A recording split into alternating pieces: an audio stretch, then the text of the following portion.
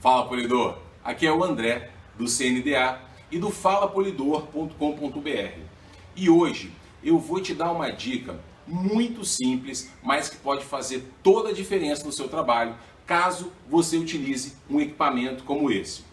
Caso você tenha um tornador e ainda não faça o que eu vou te falar daqui a pouco, muito provavelmente você está gastando energia elétrica em excesso, você está gastando produto em excesso e você está correndo um risco desnecessário de reduzir consideravelmente a vida útil do seu equipamento. O tornador, para que ele seja um aliado no seu trabalho, é necessário que você observe algumas recomendações do fabricante. Você deve, por exemplo, ter um compressor que exerça uma pressão de ar constante, que seja no mínimo de 60 PSI e no máximo 110 PSI.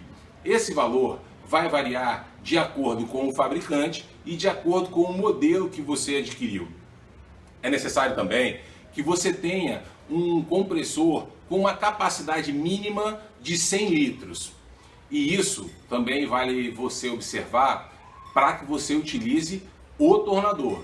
Se você estiver usando esse compressor com outras finalidades, como por exemplo tirar o ar das maçanetas antes de encerar um carro, ou bater um ar no painel, algumas coisas que muitas pessoas gostam de utilizar. Enfim, se você está usando o seu compressor para outra finalidade que não seja só o uso do tornador, então você deve observar que você deve ter um equipamento com uma maior capacidade. Você deve ter um compressor com mais que os 100 litros que eu estou te falando agora. Eu estou falando em linhas gerais o que os fabricantes desse tipo de equipamento recomendam para que você possa otimizar a utilização dele. E aí eu repito, de acordo com o modelo e de acordo com o fabricante, esse número vai girar em torno de 100 litros no seu compressor e de 60 a 110 PSI de pressão de ar constante. Esse número, existem modelos que vão exigir pressão de 80 a 110, de 90 a 110, de 60 a 70, de 70 a 80. Você deve conversar com o seu vendedor, você deve conversar com o seu fornecedor para que ele te diga qual é a capacidade necessária de ar de pressão constante para que você tenha um trabalho otimizado e consiga tirar desse equipamento tudo que ele pode te dar.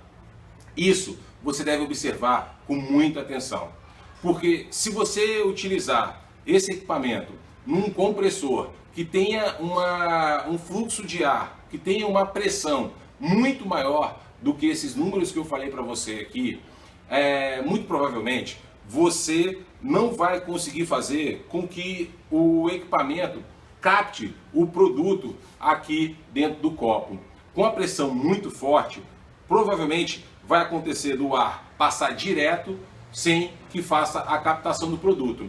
E mais, talvez você já tenha visto acontecer isso, ou já aconteceu com você, formam-se bolhas dentro do copo. Por quê? Porque o ar é tão forte que ele está jogando o ar para fora e ele está jogando o ar também para dentro do copo. Outra coisa que é muito comum quando você usa uma capacidade de ar muito maior do que é exigida pelo fabricante é uma mangueirinha que tem aqui dentro, que gira, né, formando o cone de ar que vai te ajudar a fazer a limpeza. Essa mangueirinha ela gira tão rápido que ela acaba se torcendo dentro do equipamento, ela acaba mastigando e aí ela não consegue mais transferir produto para a peça que você pretende limpar. Outra coisa, se o seu compressor tem uma capacidade muito menor do que a que eu falei, pode acontecer dele armar muito mais vezes que ele armaria se você estivesse utilizando a pressão recomendada. E com isso você acaba gastando mais energia. O compressor armando mais vezes ao longo do seu trabalho, maior consumo de energia elétrica. Também falei que você acaba transferindo mais produto do que o necessário e aí você acaba gastando produto, você acaba correndo o risco de encharcar uma peça muito mais do que o necessário. Eu não vou falar de como funciona esse equipamento. A dica que eu estou te dando agora é para que você fique presente para a necessidade que você tem de ter uma regulagem dessa pressão. Existem outros riscos. Você pega, por exemplo, vai limpar um teto de um carro como esse, com uma pressão muito elevada, as chances são que você vai arrepiar o tecido do teto, vai ficar feio, e num carro como esse é um prejuízo realmente muito grande. Você vai limpar a saída do ar-condicionado e você usa uma pressão muito forte, acaba deslocando a paleta do difusor ou até quebrando essa paleta. Tudo bem, mas o que você deve fazer, já que você conhece o tipo de pressão que você deve trabalhar, você tem o equipamento e tem conhecimento das necessidades dele, você tem um compressor compatível com esse equipamento, qual é o próximo passo? E aí é a dica que eu te falei, que é muito simples, e eu espero que você já esteja fazendo isso. Se não, você trabalhando com um compressor e com um tornador, você deve imediatamente adquirir um regulador de pressão com um manômetro, né? Você tem não é aquele manômetro que fica no compressor, não.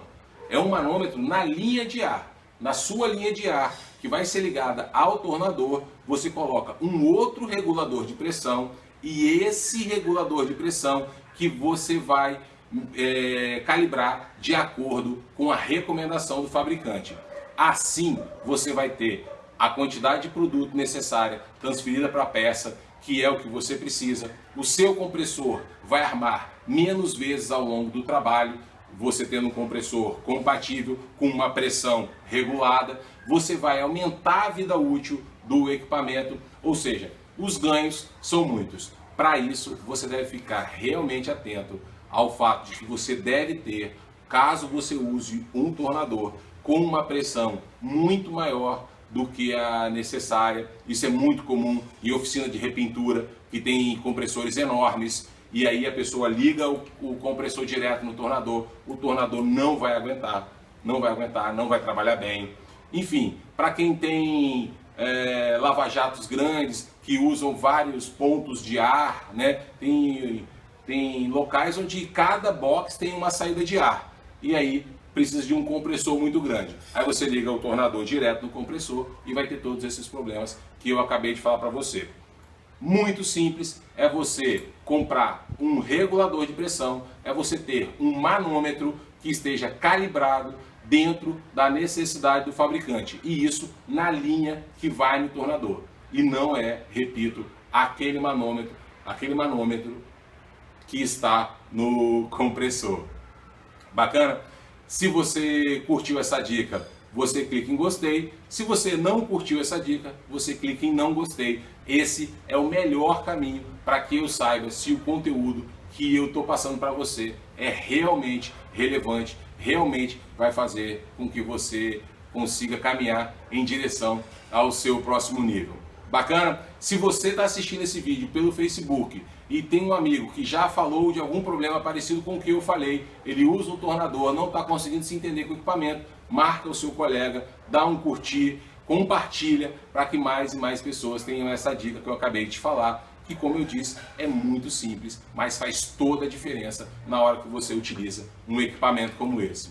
Bacana? No mais, um grande abraço e a gente se vê no próximo nível.